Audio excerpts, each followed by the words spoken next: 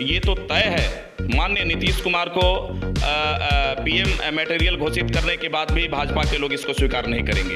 ये सच है कि नीतीश कुमार ने बिहार का विकास किया। तो माननीय रामविलास के चेहरे को देखते हुए लोजपा के लोग जो है अभी जो है चिराग पासवान के साथ हैं, इसमें कोई दो राय दो मत नहीं है। यही जनता ने आपको जो है हर हर मोदी घर घर मोदी का नारा दिया। आप आज की डेट में जाइए, हर हर मोदी तो आप कह सकते हैं, लेकिन घर घर मोदी नहीं है। और तेजस्वी इस भ्रम में है कि मैं तेजस्वी को मुख्यमंत्री बिहार का बना के छोड़ूंगा, जनता बनाएगी। जगदानंद सिंह के कहने से न कोई समाज जाता है और न कोई समाज आएगा। नमस्कार, बक्सर खबर में आपका स्वागत है। और आज हमारे साथ बातचीत करने के लिए सुहेलदेव भारतीय समाज पार्टी यानी कि सुभाषपा के बिहार प्रदेश के प्रभारी एसके सैनी साहब हैं और हम इनसे बातचीत करेंगे, कई मुद्दों पर समझेंगे, क्योंकि आपको पता है कि इन दिनों बिहार की सियासत में भी काफ़ी गर्माहट है। मामले कई हैं। एक तो नीतीश कुमार को पीएम मटेरियल बताने को लेकर के भी तमाम तरह के राजनीतिक बयान आ रहे हैं। उसके अलावा यूपी में भी चुनाव होना है, हालांकि उसमें वक्त है, लेकिन सियासत में उसकी सरगर्मी ज़रूर देखी जा रही है। इन तमाम मुद्दों पर हम बातचीत करेंगे। आपको बता दें कि डॉक्टर एसके सैनी साहब का राजनीतिक काफ़ी पुराना लंबा पारी रहा है और इन्हें अनुभव भी काफ़ी है। हालांकि अब इनसे तमाम उन चीज़ों पर हम चर्चा करेंगे और समझने की कोशिश करेंगे। सबसे पहले तो सर स्वागत है आपका बक्सर खबर में। जी, आप लोगों को भी धन्यवाद। सर, आजकल जो बिहार में सियासत जो चल रही है, चाहे वो नीतीश कुमार को पीएम मटेरियल को लेकर के हो, चाहे जो तमाम चीज़ें हैं, आपको क्या लगता है कि एक बार फिर से ये मुद्दा क्यों सामने आ गया, नीतीश कुमार को पीएम मटेरियल बताया जा रहा है? देखिए, सबकी अपनी अपनी सोच है। बिहार की जनता में कई बार मुख्यमंत्री की कुर्सी पर पहुंचने के बाद जो है माननीय नीतीश कुमार और माननीय नीतीश कुमार के लोग जो है, इनकी कार्यकुशलता, इनकी क्षमता, इनके नेतृत्व करने की जो क्षमता इनकी रही अपने पार्टी या बिहार की के विकास के मुद्दों पर बात, तो निश्चित रूप से जो है ये काबिले तारीफ़ है। इसमें कोई कहा नहीं जा सकता, कुछ भी नहीं कहा जा सकता है, टिप्पणी नहीं की जा सकती है। कहने का मतलब ये है। रही बात बिहार में इन दोनों पार्टियों का या सारी पार्टियां जो है माननीय नीतीश कुमार को पीएम मटेरियल घोषित करने की बात जो कर रही हैं, जिस दल के मुखिया हैं माननीय नीतीश कुमार, उस दल के लोग तो कहेंगे, लेकिन गाहे बगाहे सुदूर इलाके में भी जा कर के देखने के बाद जो नीतीश कुमार ने, ये सच है कि नीतीश कुमार ने बिहार का विकास किया। 90 के दशक के बाद जब माननीय मुख्यमंत्री नीतीश कुमार आए तो स्थिति बड़ी गंभीर थी, फिर भी समय ने भी उनका साथ दिया और निश्चित रूप से अपने टेक्निकल तरीक़ों का इख्तियार करके माननीय नीतीश कुमार ने बिहार के विकास का एक ऐसी लकीर खींचा जिसको मिटाना मुश्किल है। तो जाहिर सी बात है कि बिहार की जनता और उनकी पार्टी के लोग स्पेशली तौर पर पीएम मटेरियल घोषित करने की घोषणा करने की कोशिश करेंगे, क्योंकि एक चीज़ माननीय नीतीश कुमार में है कि निश्चित रूप से वो सबको साथ लेकर के चलते हैं। और स्पेशली तौर पर भारतीय संविधान की अगर मैं बात कहूँ तो संवैधानिक तरीके से संविधान का सम्मान रखते हुए सर्व समाज का विकास कैसे हो, इस पर माननीय नीतीश कुमार हमेशा सोचते रहते हैं। देखिए सैनी साहब, आपको पता है कि जब ये, और हमें क्या, ये सबको पता है कि जब मुख्यमंत्री नीतीश कुमार बने थे, जब पहली बार उनकी सरकार बनी थी, बिहार में उनकी सत्ता में जब वो आए थे तो बिहार का काफ़ी विकास हुआ। उसके बाद आप देखते होंगे कि लगातार, अब तो जो फिलहाल है बिहार में बीजेपी के साथ उनका गठबंधन है, लेकिन हमेशा विपक्ष का ये आरोप भी रहता है कि जो विकास होना चाहिए वो विकास अब क्यों नहीं हो पा रहा है, वो रफ्तार क्यों नहीं है जो पहले थी, जबकि यहाँ बीजेपी के साथ गठबंधन में है नीतीश कुमार। ये तो सही बात है। कहीं कहीं माननीय नीतीश कुमार की कार्य क्षमता और जो कार्य करने की जो शैली है, लोगों को जो है थोड़ा सा दिक्कतें होती है कि वो नेता आगे न बढ़ जाए, और ईर्ष्यालु तरह की जो राजनीति करने वाले लोग हैं ये इस तरह की बात को सोचते हैं और करते हैं सामाजिक तौर पर। दूसरी चीज़, माननीय नीतीश कुमार के दल में मैं नहीं हूँ, लेकिन इतना एक बात तो तय है निश्चित रूप से कि जिसने बिहार के विकास में अपनी टोटल एनर्जी लगा दी, अगर देश की सल्तनत माननीय नीतीश कुमार के हाथ में जाती है तो निश्चित रूप से कुछ न कुछ जो है देश का भी कल्याण होगा। लेकिन ये कैसे होगा? सहयोगी पार्टी जो बीजेपी की सरकार है केंद्र में, वो तो कह रही है कि वहाँ वैकेंसी नहीं है। देखिए, अलायंस में है माननीय नीतीश कुमार। माननीय नीतीश कुमार ने परमानेंट शादी नहीं की है, और अलायंस के मुद्दों पर ये देश न किसी की जागीर है और न सामाजिक तौर पे देखा जाए तो राजनीति किसी के बाप की जागीर नहीं है। अब रही बात कि भाजपा के लोगों के साथ उनका जो है समन्वय है, उनका बरसों का संबंध रहा है और हर लोग चाहते हैं निश्चित रूप से कि हम ही जो है पीएम की कुर्सी और इस देश की जो सर्वोच्च कुर्सी है उसको अपनाने की कोशिश करें और करते हैं। लेकिन ये जो आरोप लगते हैं कि मुख्यमंत्री नीतीश कुमार मजबूर हैं, बीजेपी के साथ हैं, गठबंधन में हैं, लेकिन बावजूद उसके वो मजबूरी के सीएम हैं, क्या लगता है इसके पीछे? नहीं, देखिए, सबसे बड़ी बात ये है, माननीय नीतीश कुमार मजबूरी के सीएम केवल भाजपा वालों के साथ है। ये बात मजबूरी में सीएम सिर्फ इसलिए है क्योंकि माननीय नीतीश कुमार अगर भाजपा को छोड़ें तो माननीय नीतीश कुमार के ही जैसे जो इस बार विधानसभा के चुनाव में हुआ, तीसरे नंबर की पार्टी में भाजपा भी चली आएगी। केंद्र की सत्ता में माननीय श्री मोदी जब से आए, इस देश में जो संवैधानिक तरीके से जो भारतीय संविधान है उसको तार तार करने के साथ साथ देश की जो संपदा है,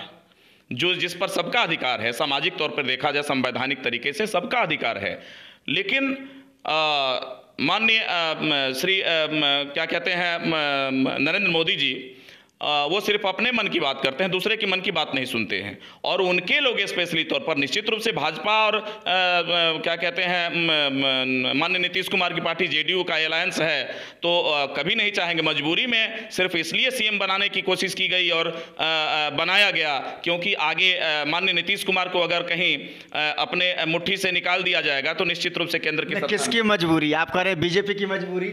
देखिए, बीजेपी की मजबूरी तो निश्चित रूप से झलकता है, पूरा देश देख रहा है। माननीय नीतीश कुमार अगर हाथ से निकल जाते हैं तो कहीं केंद्र की सत्ता को हथियाने के चक्कर में माननीय नीतीश कुमार लग जाएंगे, और माननीय नीतीश कुमार अगर बिहार में अलायंस भाजपा के साथ छूट जाए तो निश्चित रूप से इस बात को जान लें कि भाजपा की सरकार केंद्र में कभी नहीं बनने जा रही है। कहीं ना अब आपको पता है कि आशीर्वाद यात्रा को लेकर चिराग पासवान जो लोजपा का राष्ट्रीय अध्यक्ष हैं वो बक्सर पहुंच रहे हैं। आपको क्या लगता है कि इसका कितना फायदा होगा? माननीय रामविलास पासवान के बेटे के साथ जो है जनता है आशीर्वाद यात्रा पर निकले हैं, वो अपनी पार्टी के कारमा को आगे बढ़ाना चाहते हैं। और आने वाले समय में आज ही मैं भविष्यवाणी कर दूं पत्रकार साहब आप लोगों को कि राजद के साथ हो सकता है अलायंस हो लोक जनशक्ति पार्टी, कहने का मतलब चिराग पासवान जी के साथ, तो निश्चित रूप से बिहार में सरकार भी बन सकती है। लेकिन माननीय नीतीश कुमार जी अगर एक अच्छे सोच के नेता हैं, सबको लेकर के चलते हैं, तो इस देश को बचाना है। मैं इतना जरूर कहूँगा, नीतीश कुमार जी एक सुलझे हुए व्यक्ति हैं। देश में कहाँ क्या हो रहा है और देश बचना चाहिए। आपने कहा कि देश को बचाना है, तो खतरा किससे है देश को? आपने देखा कि देश जिस जगह से चला है, जब से आज़ादी हुई मिली लोगों को, देश को खतरा जो है आप देख रहे हैं कि भारत की टोटल व्यवस्थाएं प्राइवेटाइजेशन की तरफ जा रही है और देश जो है आगे आने वाले समय में जो है महंगाई की मार से पूरी तरह से यहाँ की जनता जो है जूझ रही है। आपका इशारा बीजेपी सरकार पर है। आप खुद समझ सकते हैं, इसमें बताने की जरूरत नहीं मेरे ख्याल से। आपने देखा कि क्या कहते हैं पेट्रोल और डीजल का स्थिति जो है क्या रही है देश में। लोग इतना तक आप देखिए ना उठा करके, जो खाने वाला ऑयल है, तेल है जो है, अभी उसकी स्थिति किचन में महिलाओं से जाके पूछा बिल्कुल सनी जी, देखिए आपको यहाँ रोकेंगे, सही बात है कि बेरोजगारी पर, महंगाई पर तमाम अब जो चर्चाएं होनी चाहिए वो नहीं हो रही हैं। आम लोग भी ये कह रहे हैं कि बेरोजगारी पे चर्चा होनी चाहिए, महंगाई पे चर्चा होनी चाहिए, इसका कोई निराकरण निकलना चाहिए, लेकिन इस पर कहीं ना कहीं कोई बात ही नहीं हो पा रही है। इस पर कोई सुन भी नहीं रहा है। इन मुद्दों पर, इस मुद्दों पर कहीं कोई चर्चा विचार विमर्श कुछ नहीं हो रहा है। देखिए, सच बात तो ये है, देश में नौजवानों को रोजगार चाहिए,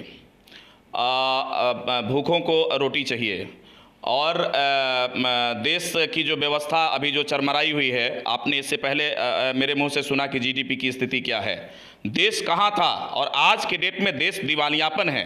आप उत्तर प्रदेश में जाकर के देखिए, केवल जोगी की बात मैं अगर करूं तो केवल शहरों का नाम और जगह का नाम एक चीज़ आप बताइए, शहरों के नाम बदल देने से गरीबों के पेट में अन्न जाता है क्या? बेरोजगारों को नौकरी मिल जाती है क्या? लोग भूखे जो मर रहे हैं, जो दिन रात आसमान के नीचे सो रहे हैं, उन लोगों को जो हासियाना मिल जाता है क्या? इससे देश का, आप देश ही का नाम बदल दीजिए। आप तो अभी तो आप शहरों का नाम बदल रहे हैं, स्टेशनों का नाम बदल रहे हैं, आप हो सकता है कि इस भारत को अमेरिका के हाथों गिरवी रख करके और कुछ और इसका नाम रख दे, तो देश को किससे खतरा है, इस बात का जवाब आपको शायद मिल गया होगा। नहीं, तो सवाल ये भी है कि जब आपने कहा कि देश को खतरा है, आप ये भी समझ रहे हैं देश को किससे खतरा है। आप बिहार में भी हैं, यूपी में भी हैं, आप कैसे देश को बचाएंगे? आपकी पार्टी क्या करे? देखिए, मेरी पार्टी का मैं अभी सुभाषपा का, मैं बिहार का प्रभारी हूँ स्पेशल। मेरी पार्टी का मुद्दा है अति पिछड़े तथा गरीबों को, जो निरीह हैं उनके साथ दुर्व्यवहार मत करो, रोजगारों को रोजगार दो और शिक्षा के स्तर को जितना हो सके आप आगे बढ़ाओ। निश्चित रूप से जो है विकास हो जाएगा, संभव है। और आपने देखा कि अटल बिहारी वाजपेयी ने भी कहा कि सबसे पहले देश है, देश में रहने वाले लोग हैं, तरह तरह की व्यवस्थाएं, उसको सुदृढ़ीकरण के लिए आप जो है देश को बेचिए नहीं। एक चीज़ को पाने के लिए आप पाते हैं कि नहीं वो अलग विषय है। हाँ, एक चीज़ तो जरूर है, आप अपने कार्यालय को, आप अपने जो है कुछ मुद्दे हैं जो आरएसएस के, उसको मजबूत करने में लगे हुए हैं, लेकिन देश की व्यवस्था और रोजगार के मुद्दों पर आपकी बात जो है कभी नहीं होती है। आप देख रहे हैं देश में महंगाई चरम पर है, घर घर में जाके सर्वे करा करके देखिए, महिलाएं जो है गाली देने पर उतारू। यही जनता ने आपको जो है हर हर मोदी, घर घर मोदी का नारा दिया। आप आज के डेट में जाइए, हर हर मोदी तो आप कह सकते हैं, लेकिन घर घर मोदी नहीं है। राज्य के जो अध्यक्ष होते हैं किसी भी पार्टी के, प्रदेश अध्यक्ष, तो उनकी काफ़ी बड़ी जिम्मेवारी होती है पूरे राज्य को समेट करके रखना, और ये जिम्मेवारी आरजेडी में जगदानंद सिंह की है। तो कुछ तो पार्टी ने देखा होगा तब उनको एक ऐसा अहम पोस्ट दिया है, और उसी पोस्ट पर यानी कि जगदानंद सिंह पर बार बार तेज प्रताप का हमला होना, ये किस तरफ ले जाएगा आरजेडी को? देखिए, राजनीति में तानाशाही की कोई जगह नहीं होती है। पहली बात, जगदानंद सिंह के द्वारा जो तानाशाहियत की जाती है, चाहे वो जनता के बीच की बात हो, जगदानंद सिंह जी का कोई वजूद नहीं है। अगर लालू का बर्दहस्त उनके माथे से हट जाए तो जगदानंद सिंह का कोई राजनीति में वजूद नहीं है। पहली बात, मैं फैक्ट बोलता हूँ, वो सिर्फ यादवों के बीच में रह करके लालू प्रसाद की बात करते हैं, यादव समाज की बात करते हैं, जिसकी वजह से लालू प्रसाद के साथ शुरू से रहे हैं। एक समय था 90 के दशक में कि जनता जो है लालू प्रसाद जी के संघर्षों को का सम्मान किया। उसमें जो है उनके बीच में के बन के जो है जगदानंद सिंह एक कड़ी बन करके रह गए, जिसका प्रतिफल है कि लालू प्रसाद और लालू प्रसाद जी के परिवार के लोग जो है जगदानंद सिंह को नहीं छोड़ना चाहते, क्योंकि वो उनके साथ रह गए। अब रही बात जगदानंद सिंह के वजह से शाहाबाद में या पूरे बिहार के मुद्दों की मैं बात करूं, बिहार के मुद्दे में रविदास परिवार को, SC ST को ले लीजिए या OBC को ले लीजिए, मुसलमान समाज माइनॉरिटी को ले लीजिए, तो एकमात्र राजद के साथ जाने का एकमात्र ही कारण है केवल भाजपा के मुद्दों को और भाजपा को बिहार तथा देश से भगाना। बाकी माननीय जगदानंद सिंह जी का मैं, देखिए, बहुत शुरू से चूंकि नेता रहे हैं, सम्मान करता हूं, मैं उनके साथ भी रहा हूं, लेकिन जगदानंद सिंह का पर्सनल कोई राजनीति में बहुत बड़ी पकड़ नहीं है। और वो अगर इस बात की घोषणा करते हैं कि मैं तेजस्वी को, और तेजस्वी इस भ्रम में है कि मैं तेजस्वी को मुख्यमंत्री बिहार का बना के छोड़ूंगा, जनता बनाएगी। जगदानंद सिंह के कहने से न कोई समाज जाता है और न कोई समाज आएगा, न कोई समाज भागेगा। आप सैनी जी, बिहार में तो चुनाव अभी काफ़ी लंबा समय वक्त है, लेकिन यूपी चुनाव 2022 में होना है विधानसभा का, और उसको लेकर के जो सियासत है वो अब उसमें काफ़ी सरगर्मी देखी जा रही है। जेडीयू ने भी साफ तौर पर कह दिया है कि बीजेपी के साथ हमारा अलायंस हो या ना हो, हम यूपी में चुनाव लड़ेंगे। आप भी चूँकि बिहार में भी हैं, यूपी में भी हैं, आप अपने आप को कहाँ पाते हैं, और आपको क्या लगता है कि चूँकि पहले तो आप लोगों ने काफ़ी अच्छा किया था, आपके राष्ट्रीय अध्यक्ष योगी जी के सरकार में भी थे, लेकिन अब तो बन नहीं रही है, किसी बात को लेकर के टनाटनी हुई, उसके बाद आप लोग अलग हो गए, तो अब आप लोगों की क्या लगता है कि आप लोग किस स्थिति में हैं और अब क्या कर पाएंगे इस बार? देखिए, उत्तर प्रदेश में योगी की सरकार जा रही है, ये तो तय है। वहाँ पे जनता के बीच एक संदेश है ठाकुरवाद, और कुछ जो चुनिंदा ब्राह्मणों की जो हत्या उत्तर प्रदेश में हुई, निश्चित रूप से भाजपा की सरकार से लोगों का मोहभंग हो गया है। और मोदी के बाद जोगी को देश की जनता जो है जानने की कोशिश की, लेकिन जोगी ने विकास न कर करके वहाँ के जो स्पेशली मुद्दे हैं, बेरोजगारी का, क्या कहते हैं समानता का अधिकार देने का, माननीय जोगी ने इस बात को कहीं से भी उसको धरातल पे लाने का प्रयास नहीं किया। उन्होंने सिर्फ एक ही चीज़ धरातल पर लाने का प्रयास किया कि क्या कहते हैं उत्तर प्रदेश में जो है शहरों का नाम बदल दीजिए। हमारे माननीय राष्ट्रीय अध्यक्ष वो एक उत्तर प्रदेश की राजनीति की एक धुरी और हिस्से बन चुके हैं। बहन कुमारी मायावती थोड़ा सा अपना स्वाभिमान अगर मोरल नीचे करती हैं तो हिस्सेदारी की बात में अगर देखा जाए, माननीय ओम प्रकाश राजभर और अति पिछड़ों के साथ उनका अगर ये होता है तो निश्चित रूप से अति पिछड़ा पूरी तरह से मूव करके जो है बहन कुमारी मायावती को, आपका भी गठबंधन उनके साथ हो जाएगा। मेरा गठबंधन हो ना, देखिए मैं चाहता हूं, खुद भी मैं चाहता हूं, क्योंकि मैं जिस दल में हूं कोई भी अपने दल की बात ही करता है, तो मैं चाहता हूं निश्चित रूप से कि बहन कुमारी मायावती अगर प्राथमिकता देती हैं मेरे नेता को, या बहन कुमारी मायावती अगर चेतन शक्ति ला करके अगर जनता के बीच में जा करके और इन जो छोटे छोटे दल के जो नेता हैं अगर उनको अपने पास बुलाती हैं तो निश्चित रूप से बड़े पैमाने पर उत्तर प्रदेश में माननीय सतीश मिश्रा के नेतृत्व में बहन कुमारी मायावती पुनः मुख्यमंत्री बनने जा रही हैं। ये तय मान। ठीक है, ये सब तमाम चीज़ें तो लोग जान रहे हैं। अब आप ये बताइए कि आपकी जो ये पार्टी सुहेलदेव भारतीय समाज पार्टी है और आप इसके बिहार के प्रभारी भी हैं, आपकी तैयारी क्या है कि आप लोग पार्टी को कैसे मजबूत करें, संगठन को कैसे मजबूत करें और कैसे ज़्यादा से ज़्यादा आप लोग अपनी हिस्सेदारी सत्ता और राजनीति में लाएं? देखिए, अभी बिहार में पंचायती चुनाव चल रहा है।